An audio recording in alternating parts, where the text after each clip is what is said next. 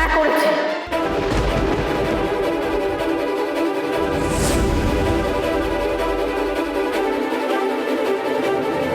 আমি ওই লোকটাকে সেই রাতে মাথায় আঘাত করেছিলাম।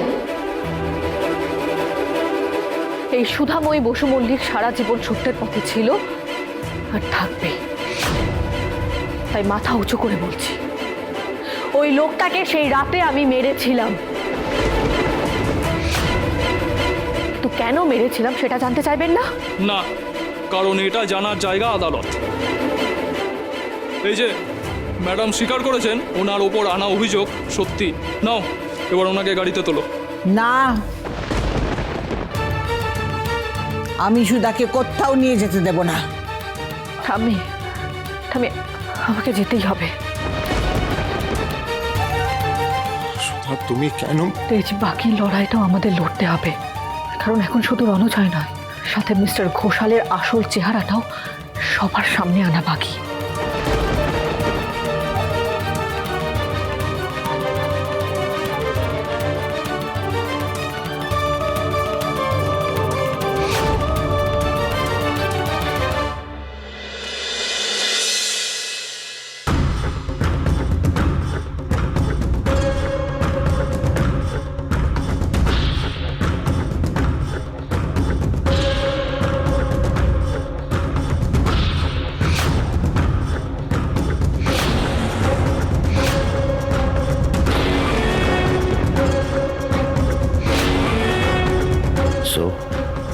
মিসেস সুধাময়ী বসু মল্লিক, এতদিন লুকোচুরি খেলার পর শেষ পর্যন্ত ধরা তো দিতেই হলো।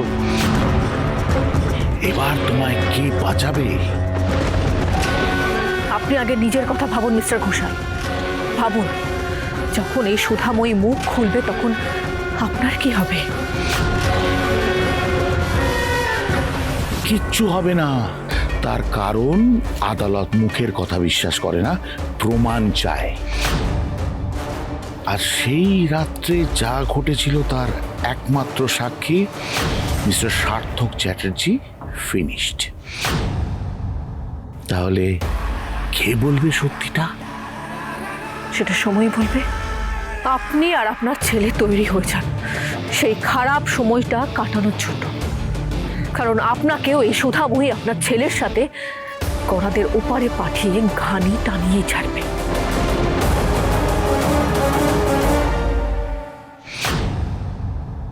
ঝিনুক, সুধা কোথাও যাবে না। কিছু একটা করো, ডু সামথিং। পুলিশকে আটকাও, ওরা যেন সুধাকে হেফাজতে না নিতে পারে। তুমি চিন্তা করো না, আমি কিছু একটা ব্যবস্থা করছি। হ্যালো, আরে কি হচ্ছে নাকি? আরে সিকিউরিটি আটকাচ্ছ না? এটা কি হচ্ছে সুধাময়ী ম্যাডাম? আপনি একটা এত বড় মেয়ে পাচারের কাণ্ড সামনে আনলেন, এত বড় ক্রিমিনালদের ধরে দিলেন, তারপরেও আপনার উপর খুনের অভিযোগ। আদৌ কি এই অভিযোগ সত্যি? সত্যিটা আমরা জানতে চাই ম্যাডাম। প্লিজ বলুন এই অভিযোগ মিথ্যে। আপনি এরকম কোনো কাজ করতে পারেন না। আপনার জন্য কত মেয়েরা তার পরিবারের কাছে ফিরতে পেরেছে। ওই শয়তানগুলো ধরা পড়েছে সব আপনারই জন্য। শুভ বিবাহ সোম থেকে রবি প্রতিদিন রাত 10:30টায় স্টার জলসায় ও জিও হটস্টারে।